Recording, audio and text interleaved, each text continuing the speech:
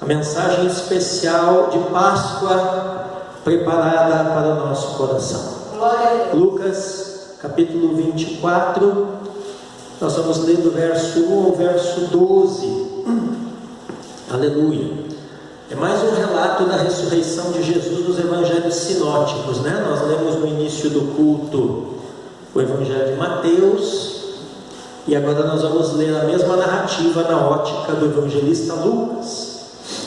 Diz assim a Bíblia, Lucas 24, a partir do verso 1. Mas no primeiro dia da semana, alta madrugada, as mulheres foram ao túmulo, levando os óleos aromáticos que haviam preparado. Encontraram a pedra removida do túmulo, mas ao entrar não acharam o corpo do Senhor Jesus. Aconteceu que, perplexas a esse respeito, apareceram-lhes dois homens com roupas resplandecentes. Estando elas com muito medo e baixando os olhos para o chão, eles disseram: por que vocês estão procurando entre os mortos aquele que vive? Ele não está aqui, mas ressuscitou. Lembrem-se de que ele falou, lembrem-se do que ele falou para vocês estando ainda na Galileia. É necessário que o Filho do Homem seja entregue nas mãos de pecadores, seja crucificado e ressuscite no terceiro dia. Então elas se lembraram das palavras de Jesus e, voltando do túmulo, anunciaram todas estas coisas aos 11 e a todos os outros que estavam com eles. Essas mulheres eram Maria Madalena, Joana e Maria, mãe de Tiago. Também as demais que estavam com elas confirmaram estas coisas aos apóstolos. Mas para eles tais palavras pareciam um delírio. Eles não acreditaram no que as mulheres diziam. Pedro, porém, levantando-se, correu ao túmulo e, abaixando-se, viu somente os lençóis de linho e nada mais, e retirou-se para casa, admirado com o que tinha acontecido. Amém? Amém. Glória a Deus. Nessa noite eu quero começar a desenvolver um tema com os irmãos, e nós vamos falar das dimensões e abrangência da ressurreição de Jesus. Amém? Repita após mim: dimensões e abrangência da ressurreição de Jesus. Dimensões e abrangência da ressurreição de Jesus. É claro que a ressurreição de Jesus é gloriosa demais, grande demais, tremenda demais, para nós tratarmos desse assunto em uma só ministração. Então, possivelmente, essa ministração terá a sua continuidade. Mas hoje de manhã, irmãos, eu acordei com a voz do Espírito Santo testificando ao meu coração. E o Espírito Santo dizia assim no meu coração: quando pensamos que tudo se acabou, que nossa esperança morreu, que nossa fé fracassou, que o inimigo venceu, que as promessas não se cumpriram e que nada mudou, Deus está apenas começando. Amém. Amém? Diga comigo: Deus está apenas começando. Deus está apenas começando. Aleluia. Vou repetir. Quando nós pensamos que tudo se acabou, que nossa esperança morreu, que nossa fé fracassou, que o inimigo venceu, que as promessas não se cumpriram e que nada mudou, Deus está apenas começando. Glória a Deus. Diga comigo: Deus está apenas começando. Deus está apenas E eu vim aqui ao templo, irmãos, orar. E aqui na oração, eu perguntei ao Senhor Jesus o que significava isso, né? O que significa que Deus está apenas começando? E a resposta foi que esse era o pensamento e o sentimento dos discípulos de Jesus, quando ele foi preso, condenado, torturado e morto naquela cruz. Eles pensaram que tudo estava acabado, mas Deus estava apenas começando. Aleluia. Lucas capítulo 24, verso 21 diz: nós esperávamos que fosse Ele quem havia de redimir Israel, mas depois de tudo isto, já estamos no terceiro dia, desde que essas coisas aconteceram. Então esse versículo mostra muito bem uma expectativa que eles tinham com relação a uma postura, e era uma postura política, que eles queriam que Jesus tivesse, né? E perceba que aparentemente essa expectativa fora frustrada. Diga comigo: Deus está apenas começando. Deus está apenas começando. Mas irmãos, onde o homem, mesmo os discípulos de Jesus, só conseguiam enxergar um fim, Deus viu, Deus executou pelo poder do Espírito Santo um recomeço. Aleluia. Diga comigo: recomeço. Recomeço. E Deus é o Senhor dos recomeços. Aleluia. Ele tem um recomeço para mim, um recomeço para você a cada dia. Aleluia. A fé cristã é uma fé de recomeços. A igreja de Cristo é lugar de recomeços. Então, irmão Edson, quando eles pensaram que estava tudo acabado, Deus nele estava apenas recomeçando. Amém? Aleluia. E o recomeço de Deus, Marlene, tem um nome. Como é que chama o recomeço de Deus? Ressurreição. Diga comigo: ressurreição. Aleluia. Lucas 24, 33 ao 35, a Bíblia diz: e na mesma hora, levantando-se, voltaram para Jerusalém, os discípulos no caminho de Emaús, onde acharam reunidos os 11 e outros com eles, os quais diziam: de fato o Senhor ressuscitou e já apareceu a Simão. Então os dois contaram o que lhes tinha acontecido no caminho e como tinham conhecido o Senhor no partir do pão. Os discípulos estavam indo em direção à aldeia de Emaús, com uma expectativa frustrada, com uma esperança morta, com uma fé fracassada, sentindo-se vencidos, sentindo que as promessas não se cumpriram, sentindo que nada havia mudado. Mas Jesus se encontrou com eles naquele caminho e revelou-se a eles, mostrando que Deus estava apenas recomeçando. Amém? Aleluia. Então hoje nós vamos, irmãos, começar a falar desse recomeço de Deus que chama-se ressurreição. E ao falar da ressurreição, nós vamos procurar entender, ou começar a entender, irmão Iráclides, em linhas gerais, as dimensões e a abrangência da ressurreição de Cristo. Aleluia. Quando você olha para os evangelhos, Esdras, você vai ver várias vezes Jesus falando da ressurreição. Mas o que Jesus queria dizer com ressurreição?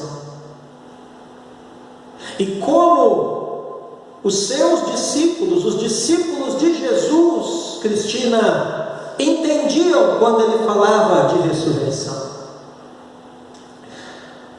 Afinal de contas, esse conceito, ressurreição, ele era presente na fé judaica do período de Jesus ou não?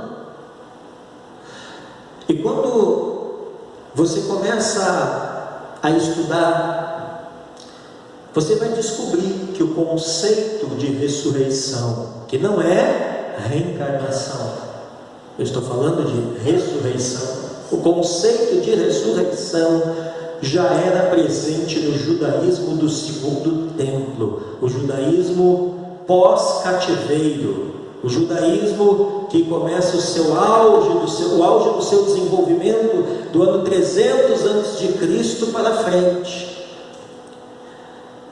E esse conceito de ressurreição do judaísmo do segundo templo, ele era baseado principalmente no profeta Daniel, em especial no capítulo 12, verso 2 de Daniel. Daniel 12, verso 2 diz: muitos dos que dormem no pó da terra ressuscitarão, uns para a vida eterna, outros para a vergonha e horror eterno. Além disso, irmãos, no tempo de Jesus, já havia um posicionamento claro dentro dos diferentes grupos político-religiosos de Israel com relação ao assunto. Que assunto? Ressurreição. Então, nós temos Atos 23, verso 8, que nos informa o seguinte: pois os saduceus dizem que não há ressurreição, nem anjo, nem espírito, ao passo que os fariseus admitem todas essas coisas. Então você percebe, né, que dentro daquela teologia judaica do período do segundo templo, eles já tinham um conceito presente a respeito de ressurreição, principalmente baseado em Daniel 12:2, mas entre os diferentes grupos político-religiosos de Israel no tempo de Jesus, havia perspectivas, pastor Adoni, diferentes sobre tal assunto. Aleluia. E a pergunta é, irmãos, como Jesus tratou a ressurreição, comparando o que ele pregava com o judaísmo? E o que pode nos responder essa pergunta? Como Jesus tratou o conceito de ressurreição? Como Jesus lidou com o conceito de ressurreição do judaísmo e o conceito que ele estava trazendo, que depois nós vamos ver à medida que a mensagem se desenvolver, que era um conceito totalmente diferente, era uma proposta totalmente única, aleluia, e vai refletir em como nós tratamos com isso. E isso é muito importante, porque segundo Paulo, em 1 Coríntios capítulo 15, a ressurreição de Cristo é a base de toda a fé, de toda a igreja cristã. Aleluia. Amém. Eu acredito que o capítulo 11 de João, o episódio que fala da ressurreição de Lázaro, vai nos ajudar a responder como Jesus tratou a ressurreição, comparando com o judaísmo. Lá em João capítulo 11, especialmente no verso 24, quando Jesus vai chegando, a Betânia, a aldeia de Marta, Maria e Lázaro, a Escritura diz que Marta chega para Jesus e ela vai fazer uma declaração. O que ela vai declarar? Ela vai declarar, como todo judeu, que ela cria na ressurreição. Diga comigo: todo judeu cria em ressurreição. Todo judeu cria em ressurreição. Então João 11:24 diz assim: ao que Marta respondeu: eu sei que ele há de ressurgir na ressurreição do último dia. Aleluia. Mas os versículos seguintes vão nos mostrar, Marlene, Jesus fazendo uma declaração surpreendente. Jesus declara para ela que Ele é a ressurreição. Olha o verso 25 e 26 do capítulo 11 de João. Então Jesus declarou: eu sou a ressurreição e a vida. Quem crê em mim, ainda que morra, viverá. E todo que vive e crê em mim não morrerá eternamente. Você crê nisso? Amém. O que você tem que perceber aqui é que enquanto no judaísmo se acreditava numa ressurreição final, uma ressurreição escatológica, uma ressurreição lá ligada com o dia do Senhor, uma ressurreição longínqua, Jesus vai afirmar que Ele é a causa da ressurreição.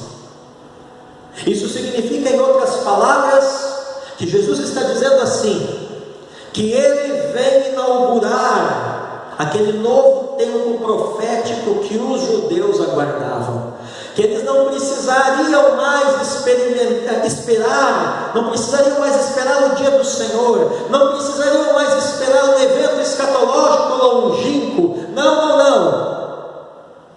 O fim havia acabado de começar. A ressurreição de Jesus era o começo do fim. E Ele diz, Ele mostra, Ele ensina, Ele comprova pelas suas declarações que um novo tempo profético que os judeus ansiosamente aguardavam havia chegado.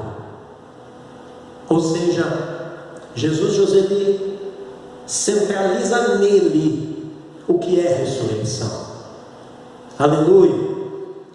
E o que é ressurreição? Ressurreição é uma transformação do corpo para se adequar ao novo momento profético. Vou repetir: ressurreição é uma transformação do corpo físico para se adequar ao novo tempo profético, ao novo momento profético, a nova realidade profética, uma nova realidade profética chamada Reino de Deus havia chegado. Aleluia! E numa nova realidade se precisa de um novo corpo. E Jesus inaugura isso com a sua própria ressurreição. O primeiro corpo novo do novo reino é o corpo do próprio rei. Aleluia! Quantos me entendem? Amém. Então a ressurreição, Sheila, vai muito mais além do que voltar à vida com o mesmo corpo. Porque voltar à vida com o mesmo corpo, muita gente antes de Jesus voltou. Lázaro, o filho da viúva de Naim, gente lá no Antigo Testamento que reviveu. O que é reviver? É diferente de ressuscitar. Reviver é voltar à vida com o mesmo corpo pelo poder de Deus, mas depois todos eles um dia morreram. Mas a ressurreição vai além. A ressurreição não havia acontecido com ninguém antes de Jesus. Por isso que ele é a primícia, o primeiro da ressurreição. Ressurreição é voltar à vida com um corpo glorificado. Voltar à vida com um corpo glorificado. E por que esse corpo tem que ser um corpo glorificado? Porque ele precisa ser adequado ao novo momento escatológico. Ele precisa ser adequado à nova era que Jesus está inaugurando, a fim de nunca mais tornar a morrer. Isso é ressurreição. Isso é ressuscitar. Amém, irmãos? Então a ideia de ressurreição já existia quando Jesus falava disso. Mas Jesus adiciona um entendimento que os judeus não tinham, que o judaísmo não tinha. Eu espero que você entenda bem isso. Jesus está adicionando algo ao entendimento judaico. O que ele está adicionando? Que ele é a causa da ressurreição.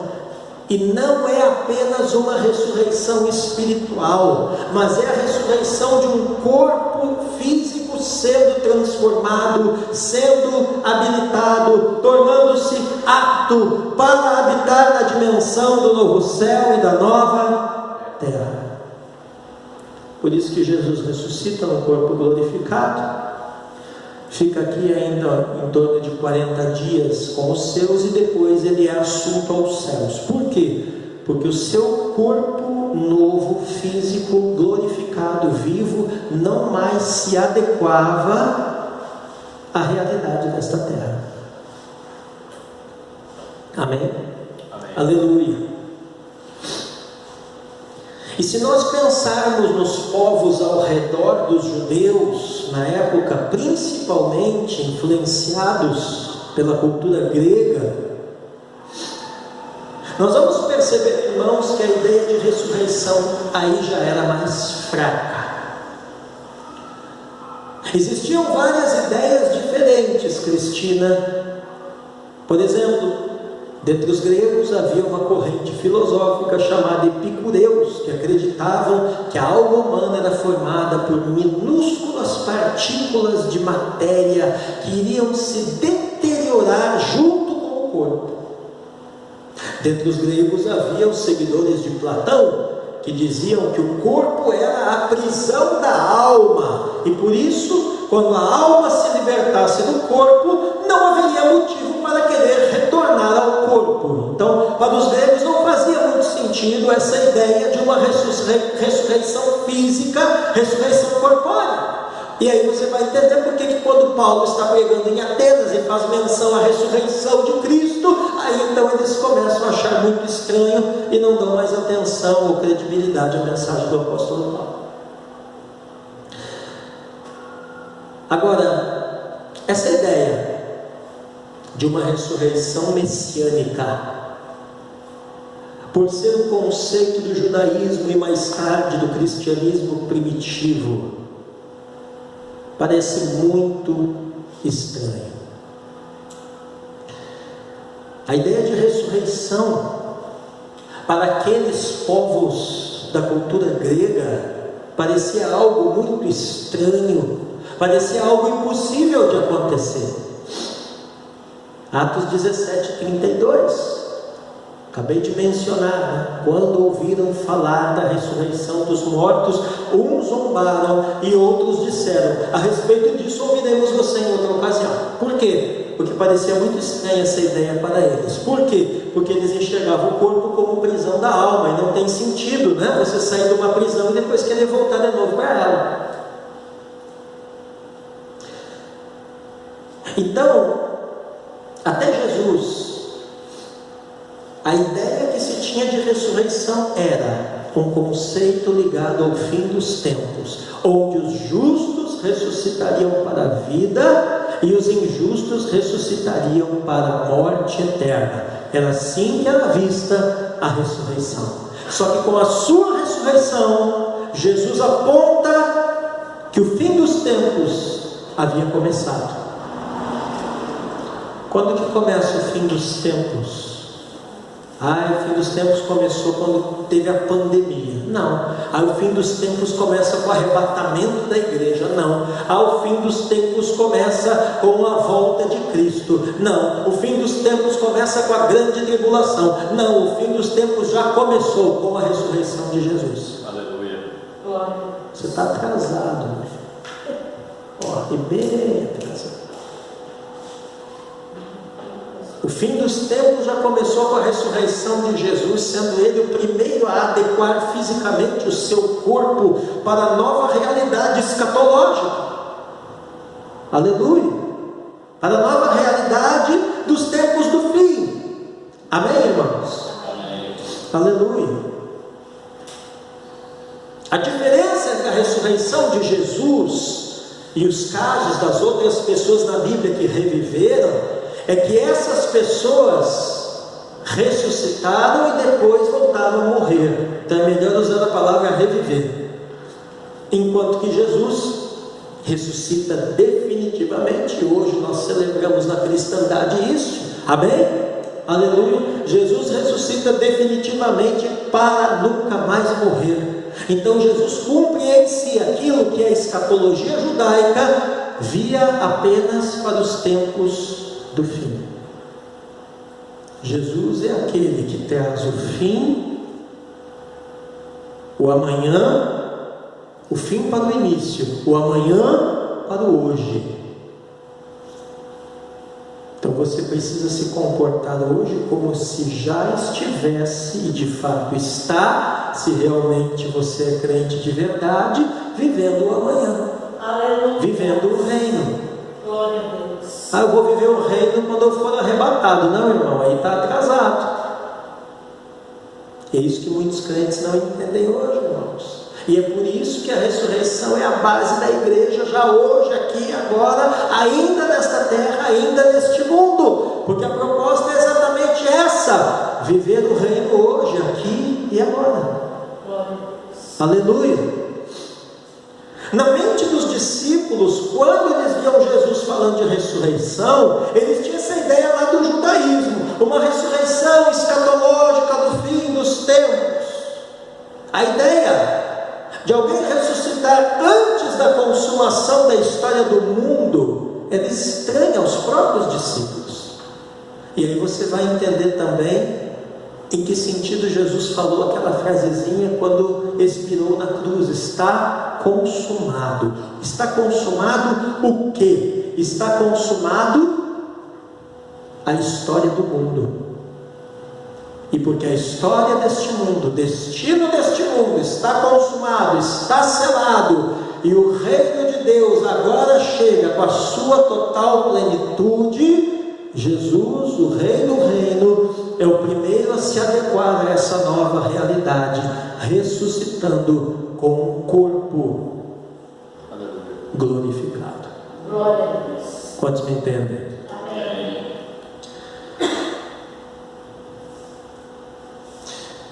E além de estranha aos discípulos, essa nova proposta que Jesus trazia de ressurreição, ninguém imaginava naquela época que o Messias seria alguém que morreria e ressuscitaria.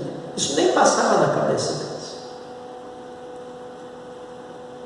E aí você entende a dificuldade dos discípulos, em especial Tomé, em lidar com o fato de Jesus ter ressuscitado. Por que Tomé duvidou que Jesus havia ressuscitado? Porque ele é incrédulo, porque ele era do demônio. E aí eu vejo os crentes falando um monte de bobagem por aí. Não, irmão, ele duvidou, ele teve dificuldade, assim como qualquer um de nós teríamos, no mesmo contexto, na mesma época, em entender e aceitar que Jesus havia ressuscitado. Por quê? Porque a cabeça judaica de Tomé enxergava a ressurreição só lá no final dos tempos. Ele ainda não havia entendido que o fim dos tempos já havia chegado. Mateus 28, 16 e 17 diz assim, os 11 discípulos partiram para a Galiléia, para o monte que Jesus lhes havia designado, e quando viram Jesus o adoraram, mas alguns duvidaram. Então não era só Tomé não que tinha dificuldade com a ressurreição, muitos deles ainda tinham. João 20, 25. Então os outros discípulos disseram a Tomé: vimos o Senhor. Mas ele respondeu: se eu não vir o sinal dos pregos nas mãos dele, e não puser o dedo, e não puser a minha mão no lado dele, de modo nenhum acreditarei. Por quê? Porque Tomé era incrédulo? Não, porque Tomé era judeu, e sendo judeu, ele tinha uma ideia, um conceito de ressurreição, que ele ainda não conseguia entender a nova proposta da ressurreição de Jesus. Em Jesus é tudo novo, irmão. Amém? Aleluia.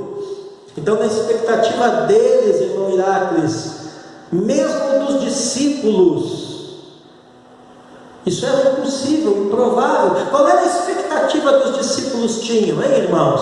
É que Jesus, é que o Messias, ele ia ser um político, ele ia destronar César, ele ia devolver a glória do reinado de Davi para Israel, e não alguém que iria morrer, e muito menos ressuscitar, antes da ressurreição escatológica do judaísmo que eles acreditavam, que eles aceitavam, que eles haviam sido ensinados daquela forma a vida inteira. A doutrina de Jesus, dentre outras coisas, é uma nova proposta de ensino. Por isso que quando a gente vem para o Evangelho, o que a Escritura diz? Que nós precisamos abrir mão da vã maneira de viver, ensinada, herdada por tradição dos pais, dos ancestrais, dos antepassados. Quem quer viver no reino com a cabeça velha, com o ensino velho, não está apto para o reino. Por quê? Porque a proposta de Jesus é tudo novo. Até na sua ressurreição, Jesus foi original. Aleluia. É aquela conversa dos discípulos no caminho de Emaús. Nós esperávamos que fosse Ele quem havia de redimir Israel. Sabe o que é isso? Em outras palavras, a gente achava que Ele que havia aqui dar um pau nos romanos e libertar o nosso país e fazer a revolução. Lucas 24, 21, está escrito isso, parte A do versículo. Eu quero, já indo para o fim dessa noite, trazer mais uma questão para os irmãos e irmãs. Qual o impacto da ressurreição de Jesus na vida dos discípulos? Precisamos entender, Esdras, o impacto da ressurreição de Jesus na vida dos discípulos, para depois entendermos o impacto da ressurreição de Jesus na nossa própria vida. Felizmente, irmãos, nós vivemos uma geração de uma igreja que não entende o impacto da ressurreição de Jesus. Mas não será o nosso caso aqui. Amém? Então, qual o impacto da ressurreição de Jesus na vida dos discípulos? Primeiro, a ressurreição de Jesus teve um impacto retroativo muito forte nos discípulos. Como assim retroativo, pastor? Tudo que Jesus havia falado no seu ministério, tudo que Jesus havia falado nos seus ensinos, quando ele ressuscitou, foi definitivamente confirmado como verdade. Então, o primeiro impacto, primeiro efeito da ressurreição de Jesus na vida dos discípulos, a confirmação de que tudo que ele havia falado, ensinado, pregado, ministrado, definitivamente é verdade. Se havia alguma dúvida com a ressurreição, deixou de haver.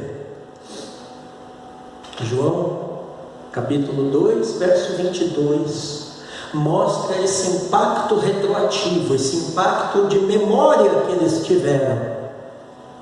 João 2, 22 diz assim: quando, pois, Jesus ressuscitou dentre os mortos, os discípulos dele se lembraram que ele tinha dito isso.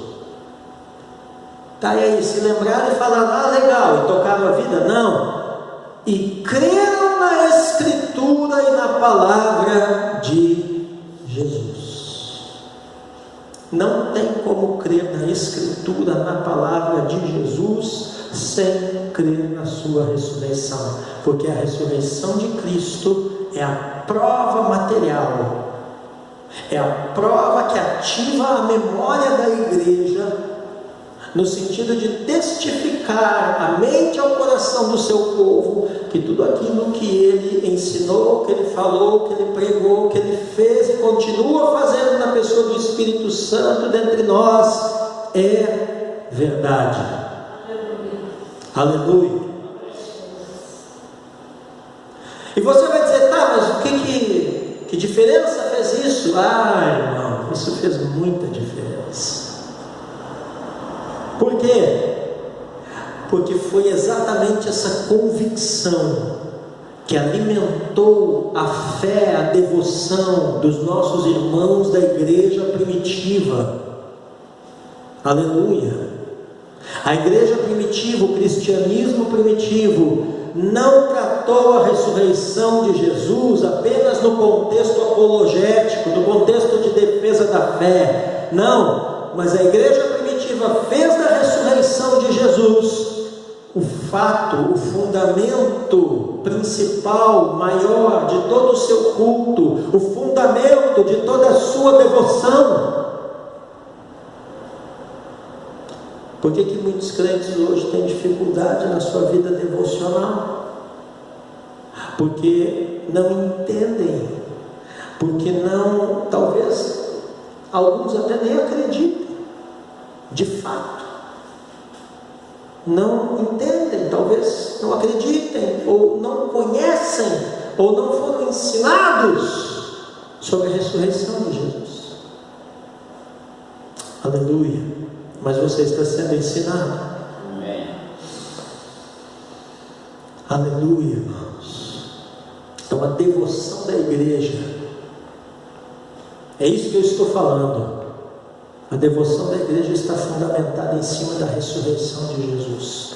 Nós oramos porque Ele ressuscitou, nós adoramos porque Ele ressuscitou, nós cultuamos porque Ele ressuscitou, nós congregamos porque Ele ressuscitou. Aleluia! Glória a Deus. Então o que acontecia com a igreja primitiva? Os irmãos olharam Jesus Cristo ressuscitado, começaram a adorá-lo como Senhor exaltado, e não tinham medo de nada nem de ninguém. Por quê? Porque se Jesus morreu, mas o Espírito Santo, o Espírito do Pai, o ressuscitou, está assegurado então, que ainda que a gente tenha que morrer pela nossa fé, o Espírito do Pai da mesma maneira vai nos ressuscitar. Era assim que a igreja primitiva entendia.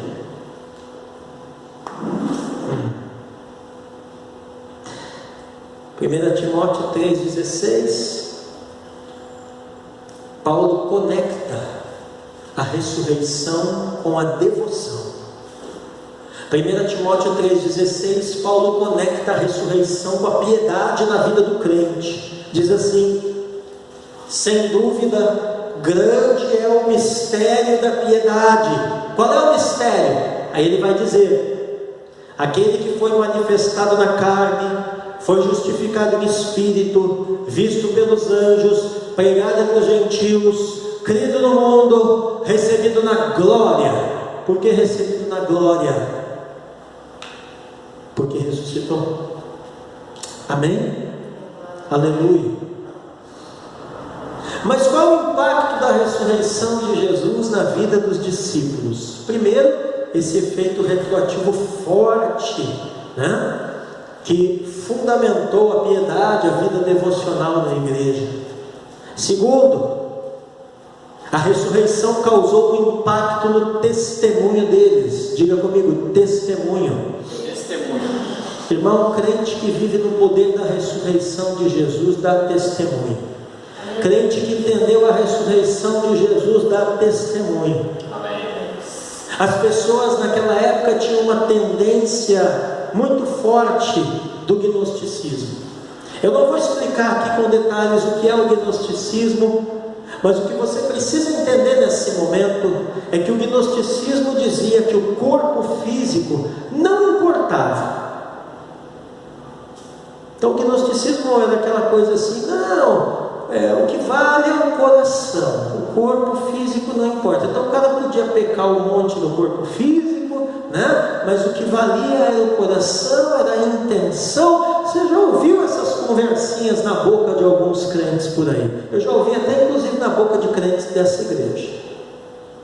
E esse tipo de crente, desde o início da igreja primitiva, já existia. E sabe quem eram esses crentes? Eram aqueles que normalmente acabavam fazendo o que o Império Romano queria. E o que o Império Romano queria naquela época? Ele queria dos crentes só uma coisa: que eles negassem a Jesus. Então aqueles crentes que tinham dificuldade de entender a ressurreição, de aceitar a ressurreição, na igreja primitiva, eram os primeiros nas perseguições a negar Jesus. Por quê? Porque pensavam que o corpo físico não tinha importância nenhuma. Mas os demais irmãos, aqueles que tinham a firme certeza da ressurreição de Jesus, eram os que entregavam as suas vidas sem negar a Cristo. Por quê? Porque eles sabiam que assim como o Pai ressuscitou Jesus dentre os mortos, também haveria de ressuscitá-los. Então, a ressurreição reivindica que o Senhor Jesus é Deus, reivindica que Jesus é o Senhor, mas a ressurreição também prova, ela é a força do testemunho e do martírio da igreja primitiva. Aonde estava a força da igreja primitiva? Na plena compreensão da ressurreição de Cristo. Amém? Amém. Eu vou terminar com o texto de 1 Pedro, primeira epístola de Pedro, capítulo de número 3, abra lá sua Bíblia comigo. 1 Pedro capítulo 1, desculpe. 1 Pedro capítulo 1, nós vamos ler do verso 3 ao verso 7. Primeira epístola de Pedro, capítulo 1, verso 3 ao verso 7. Aleluia. 1 Pedro 1, 3 ao 7. Amém, irmãos? Ele vai falar de uma viva esperança.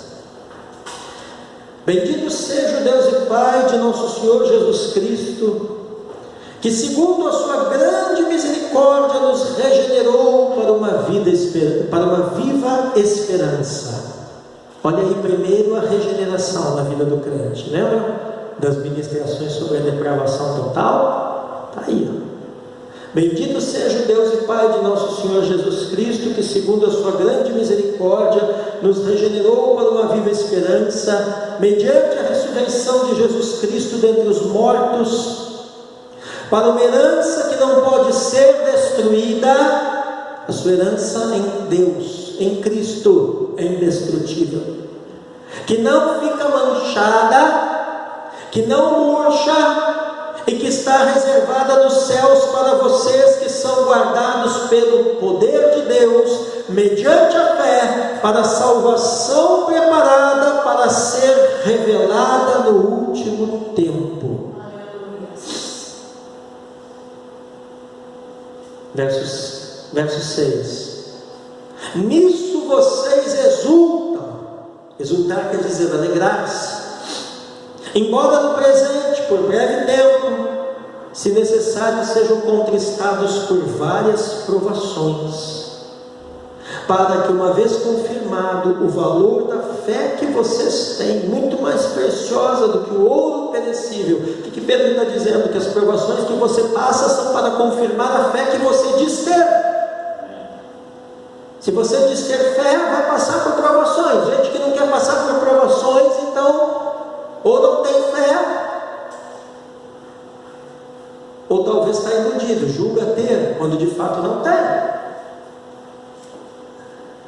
Para que, uma vez confirmado, verso 7, o valor da fé que vocês têm, muito mais preciosa do que o ouro perecível. Quanto vale a sua fé? Vale mais que ouro. Mesmo apurado pelo fogo, resulte em louvor, glória e honra na revelação de Jesus Cristo. No que tem que resultar as suas provações? Em murmuração e sair da igreja? Não. As suas provações têm que resultar em louvor, glória e honra na revelação de Jesus Cristo. Glória a Deus. Amém.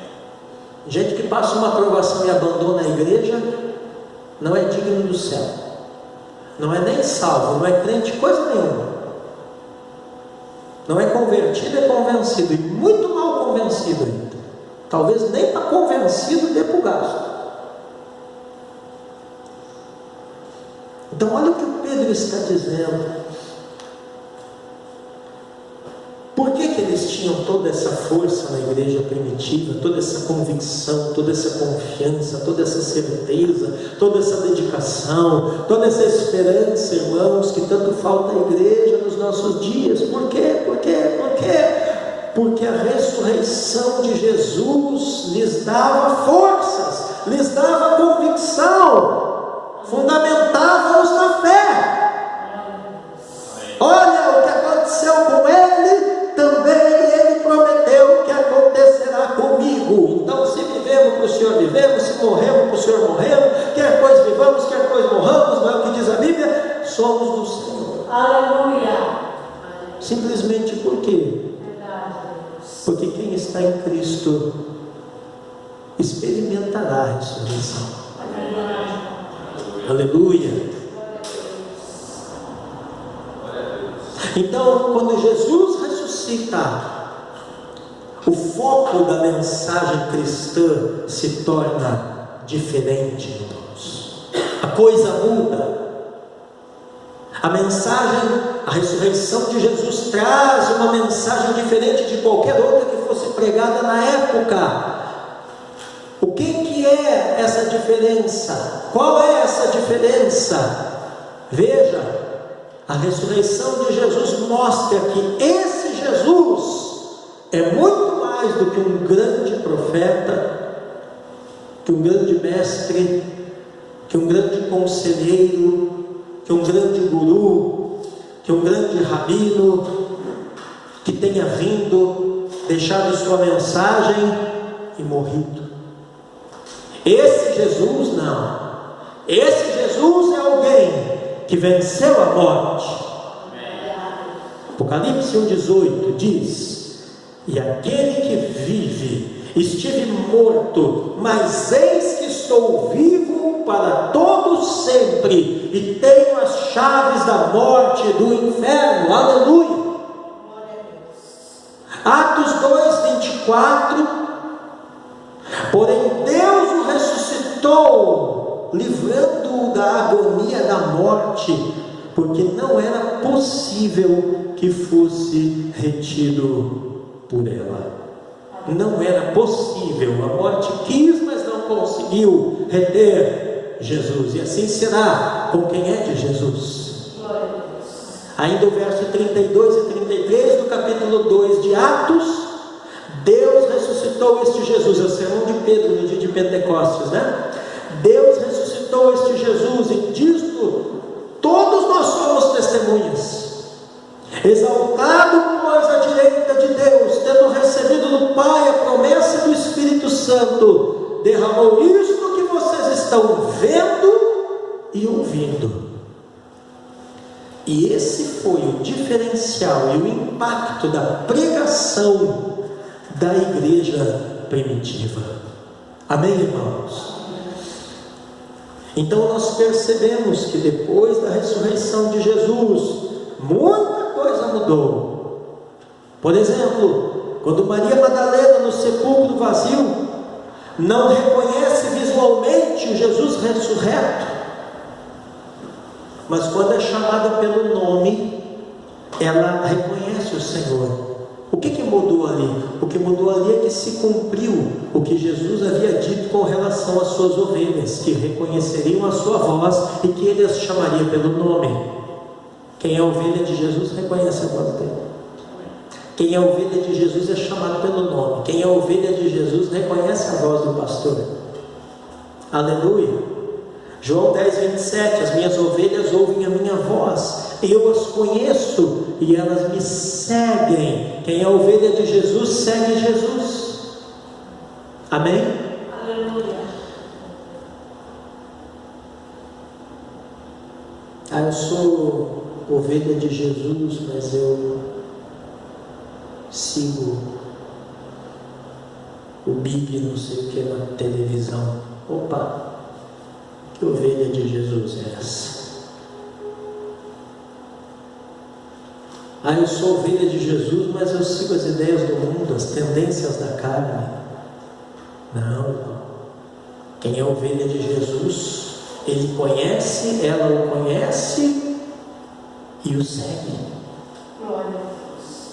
Eu não sei você, mas eu continuo e quero continuar cada vez mais seguindo a Jesus. Aleluia. E olhando para Jesus, o autor e consumador da fé. Quem é ovelha de Jesus, olha para ele. Verdade. Aleluia. Então, o que a ressurreição faz? Ela conecta a nossa capacidade como ovelhas do seu rebanho em ouvir a sua voz como nosso pastor. Amém? A ressurreição está relacionada à audição espiritual na vida do crente. O crente que não entendeu a ressurreição, que não vive o poder da ressurreição, que não valoriza a ressurreição, é exatamente aquele tipo de crente que não consegue ouvir, ou tem dificuldade de ouvir a voz do seu pastor. Fica ouvindo tudo quanto é voz por aí, menos a de Jesus. Amém? Vamos ficar em pé. Que a ressurreição de Jesus te dê forças, assim como deu para Maria Madalena, para cumprir a comissão de levar a mensagem que deve ser pregada. Aleluia. Amém? Existe uma mensagem que precisa ser levada e a igreja não tem levado. Existe uma mensagem que tem que ser pregada e a igreja não tem pregado. É o fazer discípulos. E nós precisamos, irmãos, nos enquadrar nessa mensagem. Amém? Igreja precisa avançar. Aquele crente que a cada ano que passa ele retrocede um pouquinho mais, alguma coisa está errada. Por quê?